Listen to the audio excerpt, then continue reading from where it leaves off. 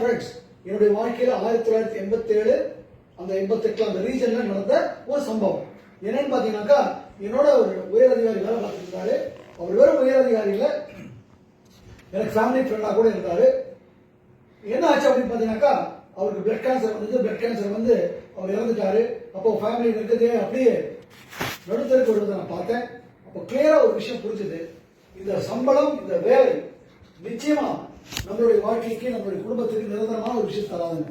அதாவது கிளியரா ஒரு விஷயத்தை புரிஞ்சுக்கிட்டேன். அதாவது தலைமுறையாக நாம் உழைத்துக் கொண்டிருக்கோம். அது எல்லாருக்குமே பாத்தீங்கன்னா தலைமுறையா இந்த பணம் அப்படிங்கிற ஒரு விஷயம் ஒரு நிரந்தர ப்ராப்ளம். அந்த நிரந்தர ப்ராப்ளத்துக்கு நம்ம தேடுற ஒரு சொல்யூஷன் தான் ஏதோ வேலையோ வியாபாரமோ. ஆனா அது தற்காலிக சொல்யூஷன். ஸோ அதுல இருந்து ஒரு நிரந்தரமான ஒரு தீர்வு வேணும்னு எவ்வளவோ விஷயங்கள் ஏற்படப்பட்டேன். பட் எல்லாமே ரோலர் கோஸ்டர் ரைட்ஸ்.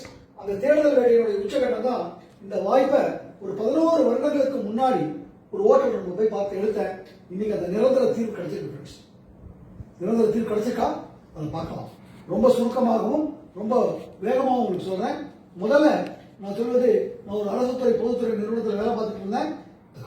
இதை பார்க்கும்போது இந்த வேலையை நான் விடலை. இதை ஒரு பகுதி நேரமாக தான் எடுத்துக்கிட்டேன்.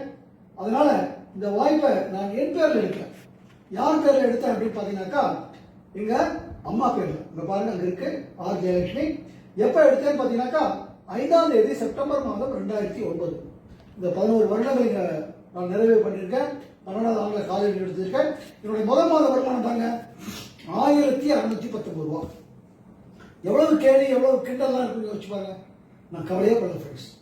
ஏன்னா ஒரு நிரந்தரமான ஒரு சொல்யூஷன் தேடும் போது அது எதுவுமே உடனே கிடைக்காது. அது செங்கலாக தான் கட்டணும்.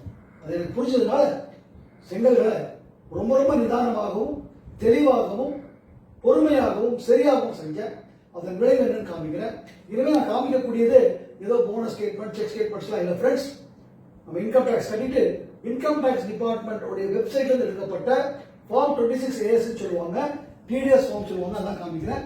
நம்ம சேர்ந்த வருடம் 2009-10 ஃபைனான்சியல் இயர். சேர்ந்த மாதம் செப்டம்பர் மாதம். ஸோ அந்த வருடம் ஒரு 6 மாத உழைப்பு. எனக்கு என்ன கிடைச்சது பாருங்க, 2,13,000 ரூபாய். முதல் மாதம் எவ்வளவு? 1,619 ரூபாய். அடுத்த 5 மாசத்துல இப்பவே இந்த வியாபாரத்தினுடைய பொட்டன்ஷியல் உங்களுக்கு கோடிட்டு காமிச்சிருக்கோம். ஒரே ஒரு விஷயம் தான், இது கொஞ்சம் நல்லா ஞாபகம் வச்சுக்கோங்க. பின்னாடி நான் ஒரு விஷயம் காமிப்பேன். அதை காமிக்கும் போது அதோட சேர்த்து இதை பாத்தீங்கன்னா அந்த காமிக்கிற விஷயம் உங்களுக்கு டக்குன்னு புரியும் ஃப்ரெண்ட்ஸ். இதோட நின்றுதான் அடுத்த வருஷம் பாருங்க 14 lakhs, அதுக்கு அடுத்த வருஷம் 35 lakhs, அப்புறம் பாருங்க 77 lakhs. இப்படியே காமிச்சிட்டு போறதை நிறுத்திட்டு ஒரு நிமிஷம் உங்களுக்கு சொல்றேன். இந்த மாதிரி 14, 35